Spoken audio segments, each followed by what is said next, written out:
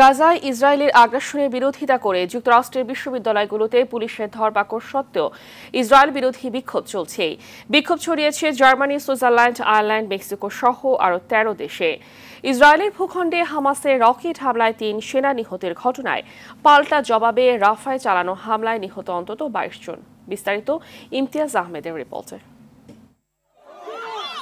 গাজা উপত্যকায় ইসরায়েলের বিরুদ্ধে চলমান যুদ্ধের বিরোধিতা করে যুক্তরাষ্ট্রের বিশ্ববিদ্যালয়গুলোতে ধরপাকড় সত্ত্বেও বিক্ষোভ অব্যাহত রয়েছে।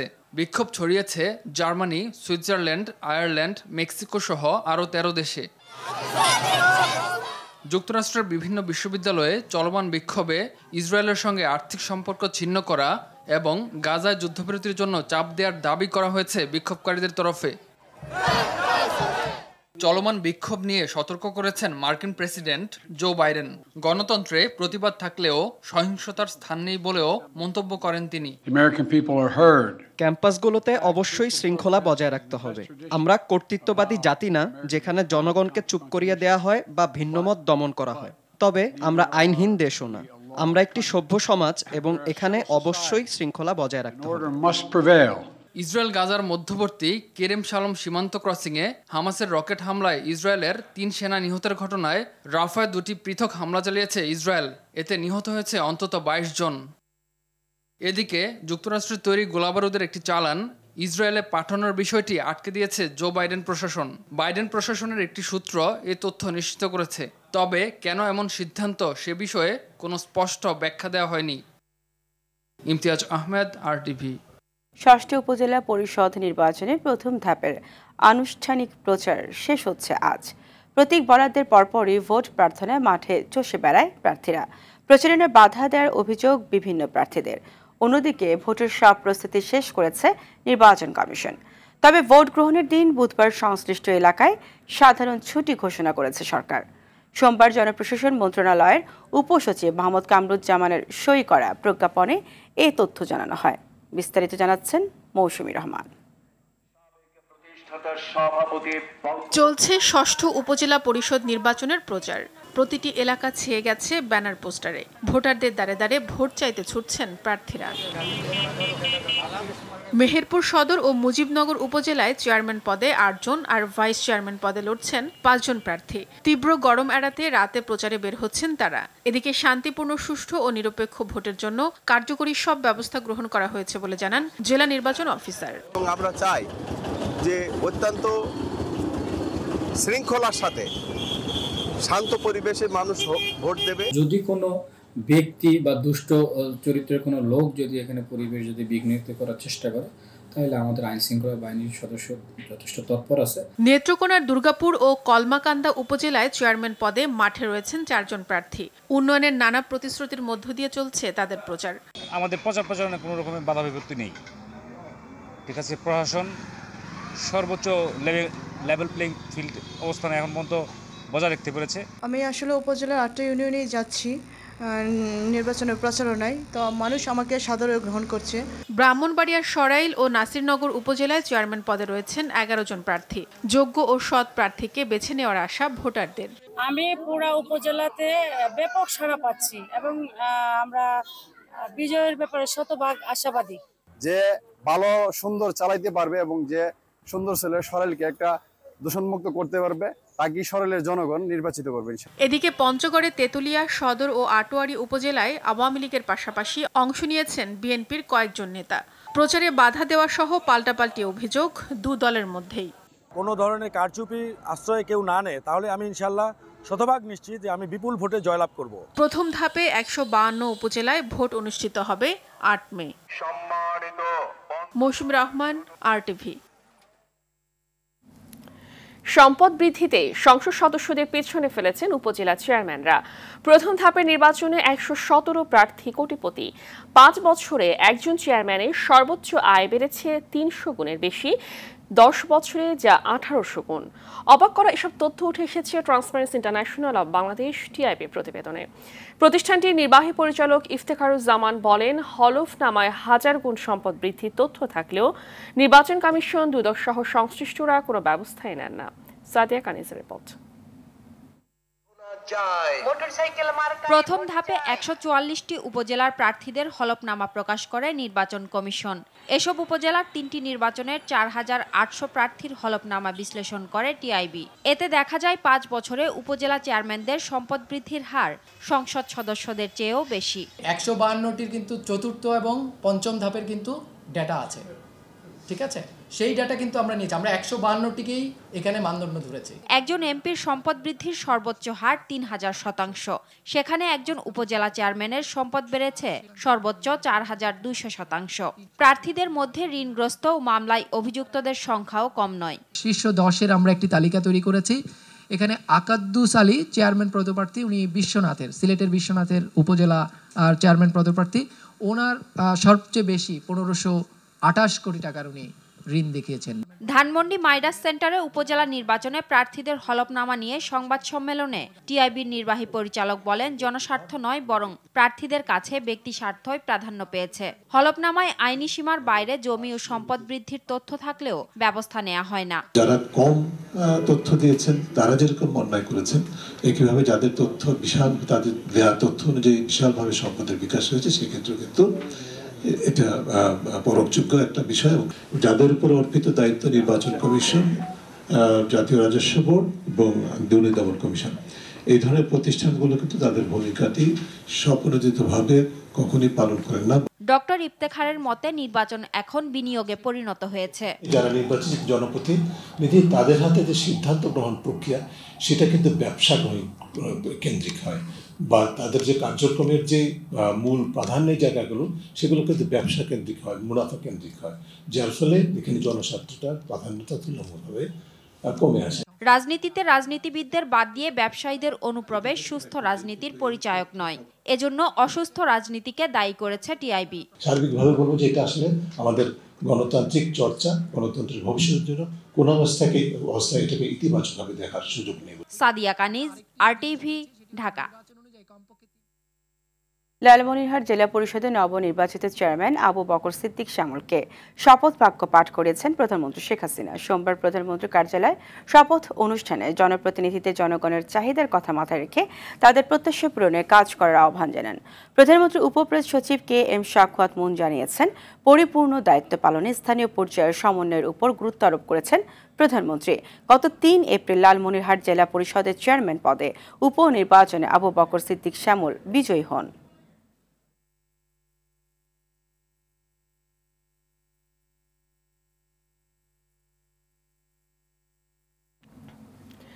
আসন্ন উপজেলা নির্বাচনে যারা দলীয় শৃঙ্খলা ভঙ্গ করবে তাদের কোনো না কোনোভাবেই শাস্তির মুখোমুখি হতে হবে বলে জানিয়েছেন আওয়ামী লীগের সাধারণ সম্পাদক ওবায়দুল কাদের।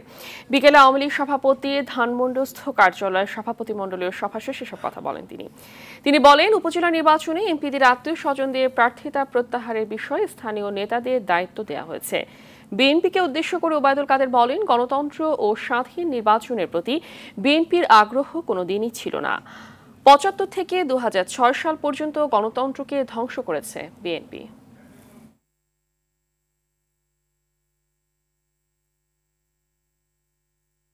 এই নির্বাচনে আমরা কতজন এমপিকে বাদ দিয়েছি, তারপরে ২৫ জন মিনিস্টার এই ক্যাবিনেটে নেই। আমাদের যারাই পার্টির ডিসিপ্লিন ভঙ্গ করবে, সময় মতো কোনো না কোনোভাবে শাস্তি তাদের পেতে হবে। গণতন্ত্রকে ৭৫ থেকে ২০০৬ সাল পর্যন্ত ধ্বংস করেছে বিএনপি। এই সরকার প্রকৃতপক্ষে ব্যর্থ সরকার, মানুষকে স্বস্তি দিতে পারে না, এমন মন্তব্য করেছেন বিএনপির সিনিয়র যুগ্ম মহাসচিব রুহুল কবির রিজভী।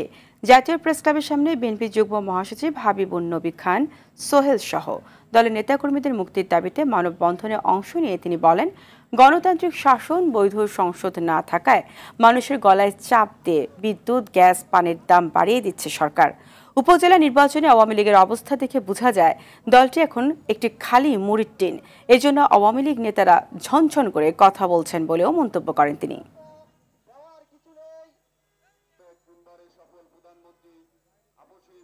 আপনার আওয়ামী লীগ ভাঙা কলসি, তাই আপনাদের আওয়াজ বেশি হচ্ছে। আপনারা পাচ্ছেন বেশি করে।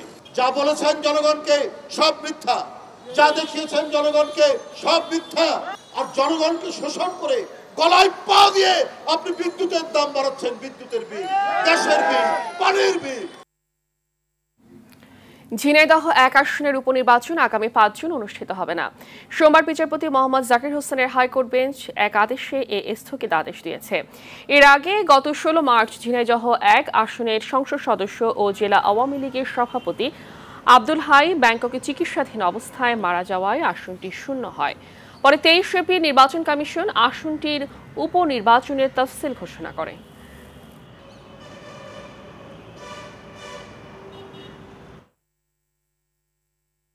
সুন্দরবনের আগুন দ্রুত নিয়ন্ত্রণে আসায় সন্তোষ প্রকাশ করেছেন প্রধানমন্ত্রী শেখ হাসিনা। একই সঙ্গে ভবিষ্যতে যেন এই ধরনের পরিস্থিতি সৃষ্টি না হয় সেদিকেও নজর রাখতে বলেছেন তিনি। সকালে নিজ কার্যালয়ে মন্ত্রিসভার বৈঠকে এই সন্তুষ্টির কথা জানান প্রধানমন্ত্রী। বৈঠক শেষে সচিবালয় সংবাদ সম্মেলনে মন্ত্রিপরিষদ সচিব মোহাম্মদ মাহবুব হোসেন এই তথ্য জানান। তিনি বলেন, সুন্দরবনের আগুন লাগার বিষয়ে সর্বশেষ পরিস্থিতি সম্পর্কে মন্ত্রিসভাকে অবহিত করেছেন স্বরাষ্ট্রমন্ত্রী। এই বিষয়ে আরও কয়েকদিন পর্যবেক্ষণে রাখার জন্য স্বরাষ্ট্র মন্ত্রণালয়কে নির্দেশনা দেওয়া হয়েছে। তবে এদিনে প্রত্নসম্পদ আইন 2024 মন্ত্রিসভায় উঠলেও তা অনুমোদন দেওয়া হয়নি।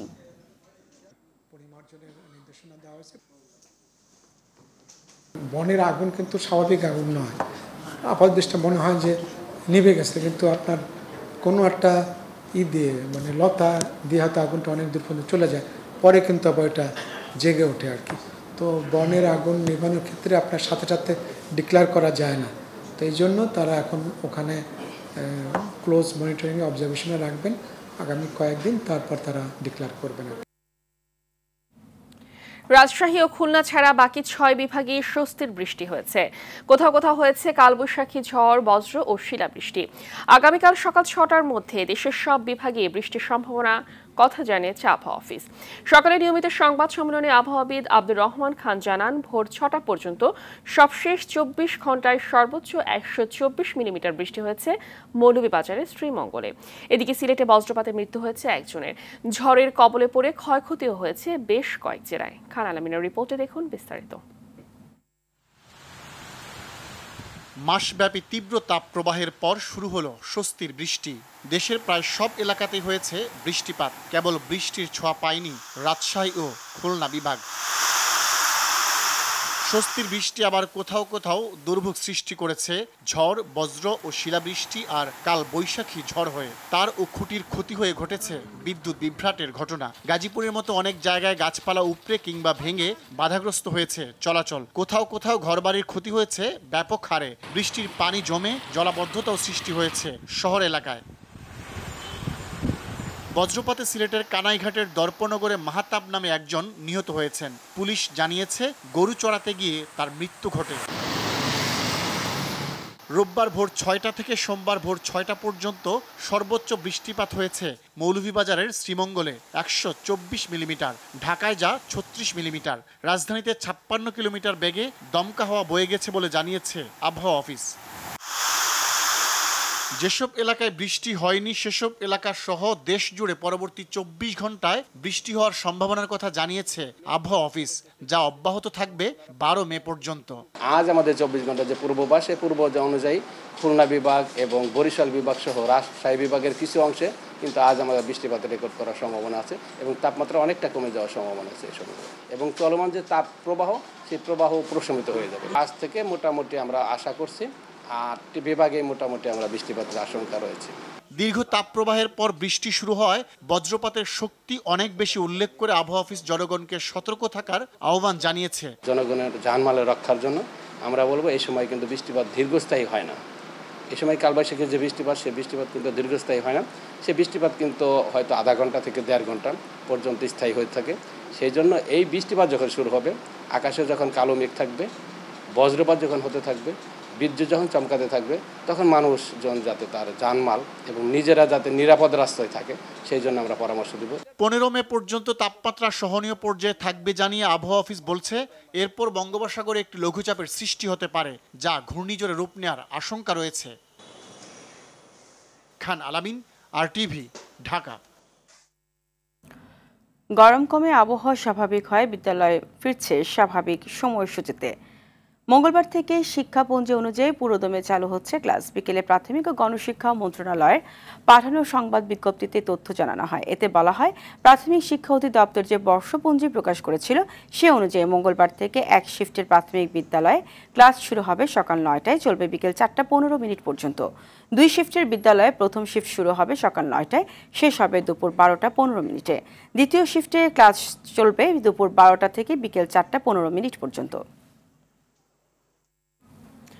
তীব্র তাপপ্রবাহের মধ্যে মেহেরপুর জেলা সহ কয়েকটি জেলার স্কুলগুলোতে চলছে পাঠদান কার্যক্রম, তবে ক্লাসের শিক্ষার্থীদের উপস্থিতি ছিল কম। তীব্র গরম ও রোদ উপেক্ষা করে বিদ্যালয়ে যাওয়া আসা করছে শিক্ষার্থীরা। অন্যদিকে পাকা ভবনে শ্রেণীকক্ষে কিছুটা স্বস্তি মিললেও টিনের ঘরে চরম অস্বস্তির মধ্যেই চলছে পাঠদান। তারপরে ছাত্রছাত্রীদের পাঠদান অব্যাহত রাখার চেষ্টা করছেন শিক্ষকরা। এদিকে মর্নিং স্কুল করার মাধ্যমে এর সংকট থেকে উত্তরণের চেষ্টার কথা বলছেন শিক্ষক ও শিক্ষার্থীরা।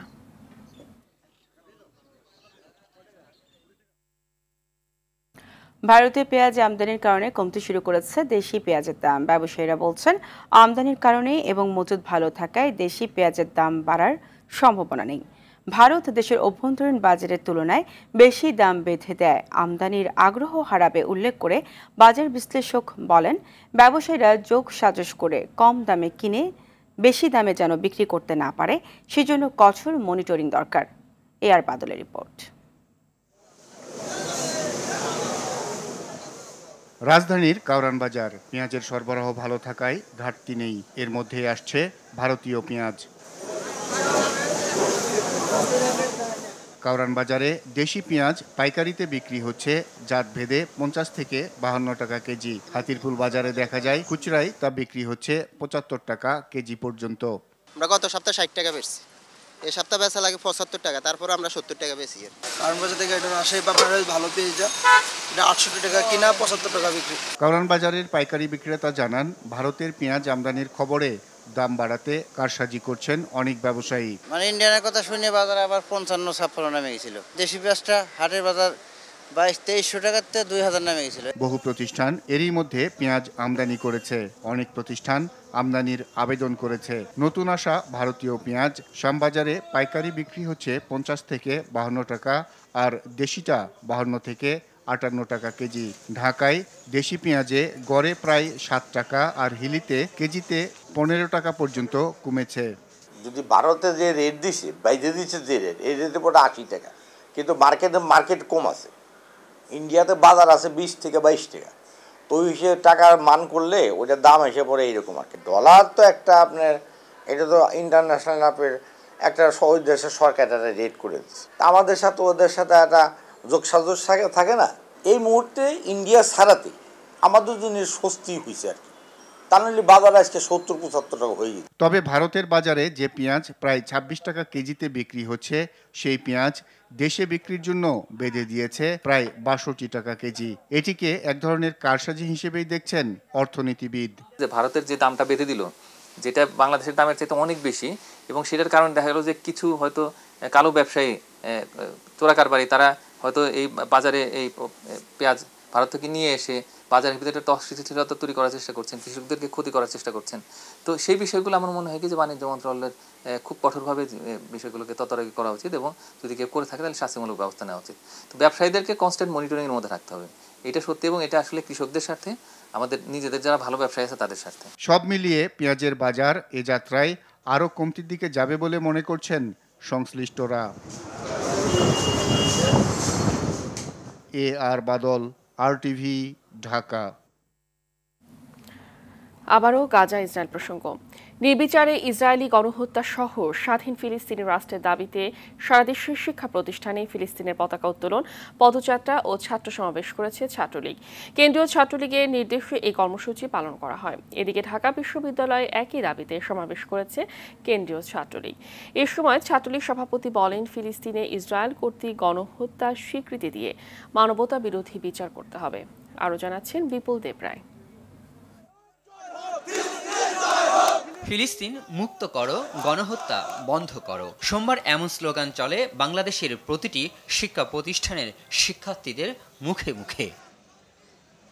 স্বাধীন ফিলিস্তিন রাষ্ট্র প্রতিষ্ঠার দাবিতে বিশ্বব্যাপী চলমান ছাত্র আন্দোলনের প্রতি সংহতি জানিয়ে সমাবেশ ও বিক্ষোভ মিছিল করে বাংলাদেশ ছাত্রলীগ। সকালে ঢাকা বিশ্ববিদ্যালয়ের মধুর ক্যান্টিনে ডাবির ছাত্রলীগ সহ বিভিন্ন কলেজ ইউনিটের ছাত্রলীগের নেতাকর্মীরা জড়ো হয় একে একে। এ সময় ফিলিস্তিনের জয় হোক নামে নানা স্লোগান দিয়ে মুখরিত করে রাখে ক্যাম্পাস প্রাঙ্গণ। পরে বাংলাদেশ ছাত্রলীগের সভাপতি সাদ্দাম হোসেন ও সাধারণ সম্পাদক শেখ ওয়ালি আসিফ ইনানের নেতৃত্বে বিশ্ববিদ্যালয়ের মধুর ক্যান্টিন থেকে ফুলার রোড, কেন্দ্রীয় শহীদ মিনার হয়ে রাজু ভাস্কর্য পর্যন্ত পদযাত্রা করে সংগঠনটি। ছাত্রলীগের নেতাকর্মীরা বলেন, ফিলিস্তিনের দুর্দশা হৃদয় দিয়ে উপলব্ধি করি। সবাই একটি জায়গা থেকে আমরা সমবেত হয়েছি, সেটা হচ্ছে ফিলিস্তিনকে একটি স্বাধীন রাষ্ট্র হিসেবে ঘোষণা করা হোক। ফিলিস্তিনিদের উপর যে নির্মম বর্বরতার আগ্রাসন চালানো হচ্ছে সেটা যাতে বন্ধ করা হোক। আমরা চাই আমাদের ফিলিস্তিন স্বাধীন হোক, পাশাপাশি ফিলিস্তিনের মধ্যে যে বর্বরচিত গণহত্যা যারা চালাচ্ছে তাদের দৃষ্টান্তমূলক শাস্তি হোক। সমাবেশে অংশগ্রহণকারী ফিলিস্তিনি শিক্ষার্থীরা বলেন, ইসরায়েলি বাহিনী ফিলিস্তিনিদের মৌলিক অধিকার হরণ করেছে, চালাচ্ছে নির্বিচারে গণহত্যা। I want to say thank you to the Bangladeshi Student League for standing on this. Free Palestine, free Palestine, free Palestine.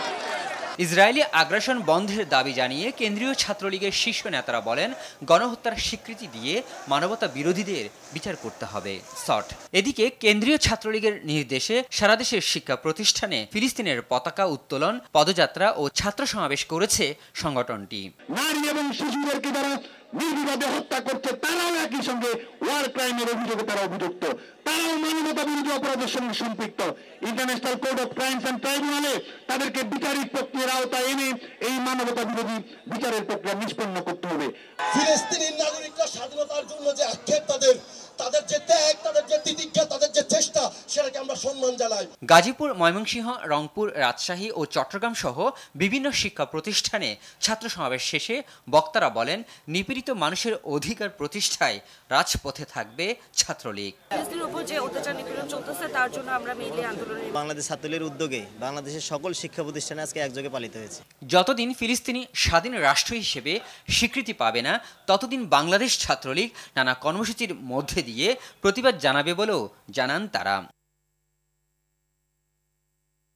Bipul Debray, RTV, Dhaka. বিতর্কিত গোল্ডেন রাইস ধান এবং বিটি বেগুন চাষাবাদের আগে এর ক্ষতিকর দিক বিবেচনা করার দাবি জানিয়েছেন উবিনিক, বেলা, নয়া কৃষি আন্দোলন, নাগরিক উদ্যোগ, জিএম বিরোধী মোর্চা। দুপুরে জাতীয় প্রেস ক্লাবে সংবাদ সম্মেলনে লিখিত বক্তব্যে এসব কথা তুলে ধরা হয়। বিভিন্ন দেশে পরিবেশ ও স্বাস্থ্য ঝুঁকির বিষয়ে পরিষ্কার তথ্য থাকা সত্ত্বেও বাংলাদেশে এই দুটি চাষের অনুমতি দেওয়া ঠিক হয়নি বলে দাবি করেন বেলার প্রধান নির্বাহী সৈয়দা রিজওয়ানা হাসান। দেশের কৃষিক্ষেত্রে ক্ষতিকারক যে কোনো পণ্য উৎপাদন থেকে বিরত থাকার আহ্বানও জানানো হয় সংবাদ সম্মেলনে।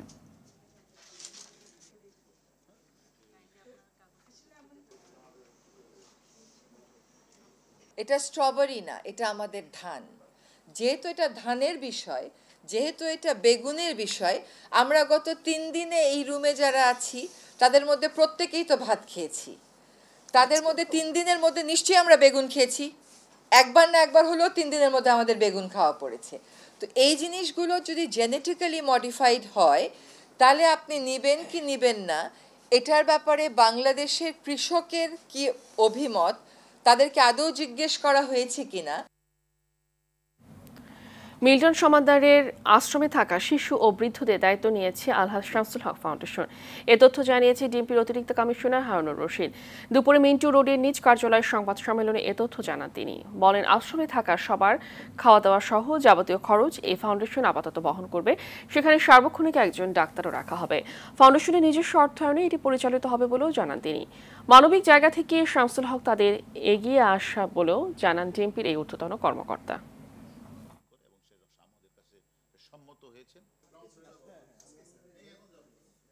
তাদের জন্য খাওয়া দাওয়া, চিকিৎসার সামগ্রী ব্যয়ভার বহন করে এবং সে আমাদের কাছে সম্মত হয়েছেন এবং সব কিছুর ব্যয়ভার নেবেন এবং সেখানে একজন কন্টিনিউয়াস একজন ডাক্তার রাখবেন, তাদেরকে চিকিৎসা সেবা দিবেন। এটা সাময়িক, যেহেতু এই মুহূর্তে আশ্রমের এই মানুষগুলো অসহায় মানুষ, এগুলো আপনাদের মনে যে ব্যথা, দেশবাসীর মনে যে ব্যথা, আমাদের মনে সেই ব্যথা। আমরা বিসমিল্লাহ বলে আমাদের ফান্ড থেকে এটা কার্যক্রম শুরু করেছি। 2 যুগ ধরে দেয়াল টপকে বাইরে যাতায়াত করে কুমিল্লার দেবিদ্বারের 8টি পরিবার। বাড়ির চারদিকে 6 ফুট উঁচু দেয়াল টপকে পারাপার করতে হচ্ছে মুক্তিযোদ্ধা সহ এই পরিবারগুলোকে। বাইরে যাতায়াত, হাট বাজার, এমনকি মৃতদেহ দাফন সহ সবকিছু করতে হয় দেয়াল টপকে। অনেকটা গৃহবন্দীর মতোই জীবনযাপন করছেন তারা, যদিও রাস্তার ব্যবস্থা করার আশ্বাস দিয়েছেন পৌরসভা মেয়র। কুমিল্লা থেকে আবুল খায়রের তথ্যচিত্রে জানাচ্ছেন নাদিরা সুলতানা। কুমিল্লার দেবিদ্বার উপজেলার স্বাস্থ্য কমপ্লেক্সের পশ্চিম পাশের দেয়াল ঘেঁষে বসবাস 8টি পরিবারের। হাসপাতালের ভেতর দিয়ে ছিল তাদের চলার পথ, কিন্তু 24 বছর আগে হাসপাতাল কর্তৃপক্ষ প্রাচীর নির্মাণ করলে গৃহবন্দী হয়ে পড়ে এসব পরিবার। পরে জেলা সিভিল সার্জন থেকে লিখিত অনুমতি নিয়ে বালুর বস্তার উপর মই লাগিয়ে দেয়াল টপকে যাতায়াত করতেন তারা। বিয়ে, যে কোনো অনুষ্ঠান, এমনকি মানুষ মারা গেলেও লাশের খাটিয়া নিয়ে দেয়াল টপকে যেতে হয় তাদের। সম্প্রতি সেই সুযোগও বন্ধ হয়ে যাচ্ছে। কর্তৃপক্ষ সেখানে উঁচু প্রাচীর নির্মাণের উদ্যোগ নিয়েছে। এতে কারাগারের মতোই বন্দী হয়ে পড়ার আশঙ্কা দেখা দিয়েছে। 8টা পরিবার আছে, সবার এরকম চলাফেরা খুব কষ্ট। আমরা চিড়িয়াখানার মতনই বন্দী অবস্থায় আছি। ছেলে মেয়ে স্কুলে যাইতে হয় না, লেখাপড়া করতে হয় না, খুব কষ্ট করে আওয়া যাওয়া করতেছে। আমরা যে বাজার করব, নামাজ পড়বো, রোজা রাখবো, এইসবের জন্য আমরা চলাচলের জন্য কোনো রাস্তা পাচ্ছি না। দেয়ালে বন্দী বীর মুক্তিযোদ্ধা হারুনুর রশিদ মৃধার পরিবারও দেয়াল টপকে আসা যাওয়ায় কষ্ট হচ্ছে তার মতো বয়স্কদের। এতে দুর্ভোগ নিয়ে জীবনযাপন করছেন তারা। কেউ তো চিন্তা করলেন না এই যে তারা কিভাবে এদিক দিয়ে আসা যাওয়া করবে। এখন নতুন আসার পরে আমাদের এই বন্ধ করে দিছে। বিকল্প হিসেবে আমাদের একটা গেটের ব্যবস্থা করে দিলে আমরা এই মানবতার জীবন থেকে মুক্তি পেতে পারি। তবে চলাচলের রাস্তা করতে ব্যবস্থা নেওয়ার আশ্বাস দিয়েছেন পৌর মেয়র। দিয়ে তাদেরকে আসলে বের করা যায়, এ লক্ষ্যে আমাদের পৌরসভা থেকে আমরা একটি টিম করে পাঠিয়েছি। আমরা অবশ্যই পৌরসভার এই 9টি পরিবারের চলাচলের জন্য রাস্তা করে দেব। 2 যুগ ধরে গৃহবন্দী পরিবারগুলোকে মুক্ত করতে দ্রুতই উদ্যোগ নেওয়ার দাবি সবার। নাদিরা সুলতানা, RTV। খেলাপি ঋণ পুনরুদ্ধারে কাউকে ছাড় না দেওয়ার কথা জানিয়েছেন ন্যাশনাল ব্যাংক লিমিটেডের নবগঠিত পরিচালনা পর্ষদের চেয়ারম্যান খলিলুর রহমান। বিকেলে ব্যাংকটির প্রধান কার্যালয়ে সংবাদ সম্মেলনে কথা জানান তিনি। এ সময় তিনি বলেন, প্রাথমিকভাবে ন্যাশনাল ব্যাংকের মূলধন বাড়াতে শেয়ার হোল্ডারদের মাধ্যমে 1000 কোটি টাকার যোগান দেওয়া হবে। পরবর্তীতে আরও 3000 কোটি টাকা বিভিন্ন প্রকল্পের মাধ্যমে যোগান দেওয়া হবে। রোববার ন্যাশনাল ব্যাংকের 10 সদস্যের পরিচালনা পর্ষদ নতুন করে গঠন করে বাংলাদেশ ব্যাংক।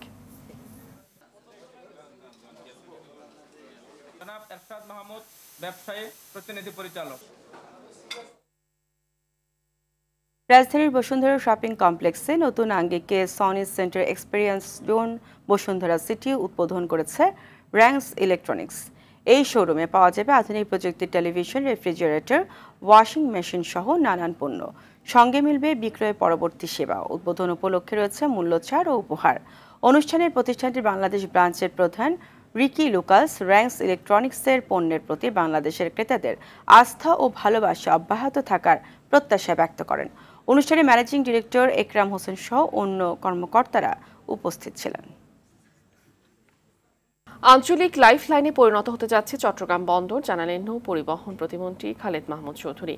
রোববার চট্টগ্রাম বন্দরের 137তম প্রতিষ্ঠা বার্ষিকীর অনুষ্ঠানে প্রতিমন্ত্রী জানান, 15 বছরে চট্টগ্রাম বন্দর অভাবনীয় সফলতা অর্জন করেছে। বন্দরের প্রতিষ্ঠা বার্ষিকী উপলক্ষে বে-1 জাহাজে 4 দিনব্যাপী জমকালো অনুষ্ঠানের আয়োজন করা হয়। সাইফুল মাহমুদের তথ্য ও ইমু খানের ছবিতে আরও জানাচ্ছেন নুসরাত জাহান সিনতি। চট্টগ্রাম বন্দরের 137তম প্রতিষ্ঠাবার্ষিকী উপলক্ষে বে-1 জাহাজে জমকালো অনুষ্ঠানের আয়োজন করা হয়। সকালে জাহাজটি চট্টগ্রাম বন্দর থেকে যাত্রা করে কর্ণফুলী নদীর মোহনা হয়ে আবার বন্দরে ফিরে আসে। দিনভর ছিল উদ্বোধনী অনুষ্ঠান, আলোচনা, সাংস্কৃতিক পরিবেশনা সহ নানা আয়োজন।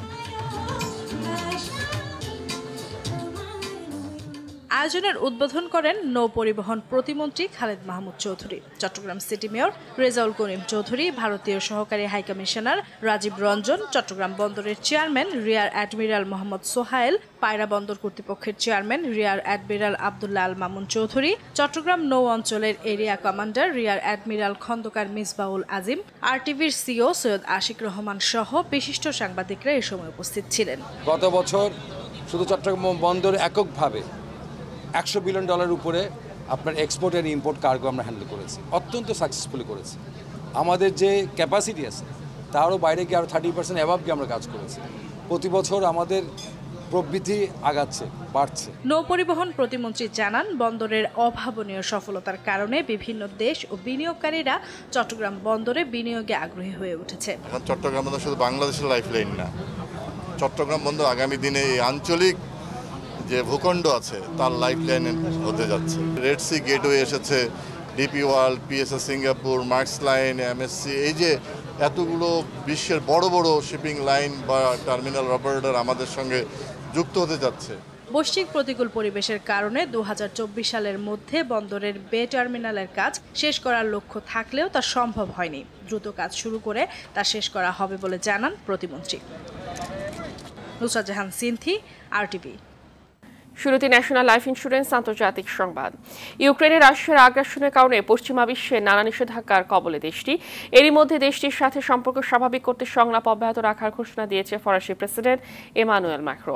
বার্তা সংস্থা তাস এর প্রতিবেদনে এ তথ্য নিশ্চিত করে। রাশিয়ার সঙ্গে আলোচনার দরজা খোলা রেখে ফ্রান্স সঠিক কাজ করছে, তা না হলে দেশটির শান্তি ও নিরাপত্তার পাশাপাশি আন্তর্জাতিক শৃঙ্খলাকেও অনিশ্চয়তার দিকে ছেড়ে দেওয়া হতো বলে মন্তব্য করেন ফ্রান্সের প্রেসিডেন্ট ইমানুয়েল ম্যাক্রো। খেলার খবর। মঙ্গলবার চট্টগ্রামের সিরিজের তৃতীয় টি-20তে মুখোমুখি হবে বাংলাদেশ ও জিম্বাবুয়ে। প্রথম দুই ম্যাচে লিটন দাস ভালো না করতে পারলেও তার সামর্থ্যে আস্থা আছে টিম ম্যানেজমেন্টের। তার একটি ইনিংসেই সবকিছু বদলে দিতে পারে বলে বিশ্বাস সহকারী কোচ নিক পোথাসের। জিম্বাবুয়ের বিপক্ষে তৃতীয় টি-20-র আগের দিন সংবাদ মাধ্যমের সাথে আলাপকালে এমন মনোভাব প্রকাশ করেন বাংলাদেশ দলের এই কোচ। চট্টগ্রাম থেকে আরও জানাচ্ছেন মাহফুজুল ইসলাম। প্রথম দুই ম্যাচ জিতে নির্ভর বাংলাদেশ। তৃতীয় ম্যাচের আগের দিন শিডিউলে ছিল ঐচ্ছিক অনুশীলন, ফলে মূল একাদশের ছিলেন না বেশিরভাগ ক্রিকেটার।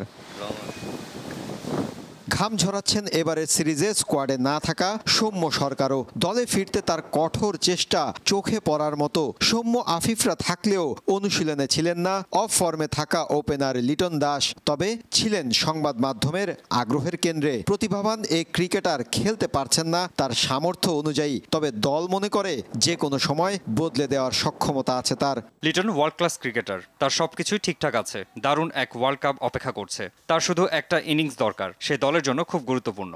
প্রথম দুই ম্যাচ সহজে জিতলেও বাংলাদেশের এই ব্যাটিং কোচের মতে জিম্বাবুয়ের ক্রিকেট শক্তিমত্তাকে খাটো করে দেখার সুযোগ নেই। তবে টাইগাররা নিজেদের কাজ ঠিকমতো করতে পারলে যে তৃতীয় ম্যাচেই সিরিজ নিশ্চিত হবে তাতেও কোনো দ্বিধা নেই নিক পোথাসের। আমরা এখান থেকেই সিরিজ নিশ্চিত করে যেতে চাই। জিম্বাবুয়ে বলে নয়, আমরা যে কোনো দলের বিপক্ষেই জয় পেতে চাই, আর সেটাই আমাদের লক্ষ্য থাকে। তৃতীয় টি-20-র একাদশ নিয়ে কিছু জানায়নি এ কোচ, তবে খোঁজ নিয়ে জানা যায় একাদশে পরিবর্তনের সম্ভাবনা কম। আগের দুই ম্যাচ সন্ধ্যা 6টায় শুরু হলেও তৃতীয় ম্যাচটি শুরু হবে বিকেল 3টায়। বিশ্বকাপের আগে বাংলাদেশ দল আর করতে চায় না কোনো পরীক্ষা নিরীক্ষা। আর সাগরিকায় তৃতীয় টি-20 শেষে জয়ের হাসি নিয়ে ঢাকা ফিরতে চায় টিম ম্যানেজমেন্ট। চট্টগ্রামের জহুর আহমেদ চৌধুরী স্টেডিয়াম থেকে মাহফুজুল ইসলাম, আরটিভি। টি-20 বিশ্বকাপের সময় ওয়েস্ট ইন্ডিজে হামলার হুমকি দিয়েছে জঙ্গি গ্রুপ ইসলামিক স্টেট। ক্যারিবীয় অঞ্চল অপরাধ ও নিরাপত্তা নিয়ে কাজ করা ক্যারিকম ইম্পাক্সের বরাতে এই খবর প্রকাশ করেছে ক্যারিবিয়ান ব্রডকাস্টিং কর্পোরেশন সিবিসি। সামাজিক যোগাযোগ মাধ্যম টেলিগ্রাম ও রকেট চ্যাট চ্যানেলের মাধ্যমে হুমকি দিয়ে পোস্টার প্রকাশ করে বলে জানায় সিবিসি। জুনে অনুষ্ঠেয় টি-20 বিশ্বকাপটি ওয়েস্ট ইন্ডিজ ও যুক্তরাষ্ট্র যৌথভাবে আয়োজন করবে। সেমিফাইনালসের সহ বেশিরভাগ ম্যাচই হবে ক্যারিবিয়ান অঞ্চলে। এদিকে শেষ দুই দল হিসেবে আইসিসি নারী টি-20 বিশ্বকাপে জায়গা করে নিয়েছে শ্রীলঙ্কা, স্কটল্যান্ড। বাছাই পর্বে ফাইনালে ওঠায় নিশ্চিত হয় দু দলের টিকিট। আবুধাবিতে দ্বিতীয় সেমিফাইনালে আরব আমিরাতকে 15 রানে হারিয়েছে শ্রীলঙ্কা। টসে হেরে ব্যাটিংয়ে নেমে 6 উইকেটে 149 রান তোলে লঙ্কান রানীরা। বিশি গুণারত্নে করেন 45 রান। জবাবের সম্ভাবনা জাগিয়েও শেষ বেলায় ভেঙে পড়ে 7 উইকেটে 134 রান তুলতে সমর্থ হয় আমিরাতের নারীরা। অন্য ম্যাচে আয়ারল্যান্ডের বিপক্ষে 8 উইকেটে দাপুটে জয় তুলে নেয় স্কটল্যান্ড। টসে জিতে ব্যাটিংয়ে নেমে 9 উইকেটে 110 রান তোলে আইরিশ নারীরা। জবাবে মেগান ম্যাকলের অর্ধশতে 22 বল হাতে রেখে জয় তুলে প্রথমবারের মতো বিশ্বকাপের টিকিট কাটে স্কটিশ নারীরা। সন্ধ্যার সংবাদ এই পর্যন্তই। সর্বশেষ সংবাদ জানতে যে কোনো মোবাইল ফোন থেকে 2414 নম্বরে ডায়াল করুন। রাতের সংবাদ পৌনে 11টায় দেখার আমন্ত্রণ রইল। ধন্যবাদ সবাইকে। ধন্যবাদ।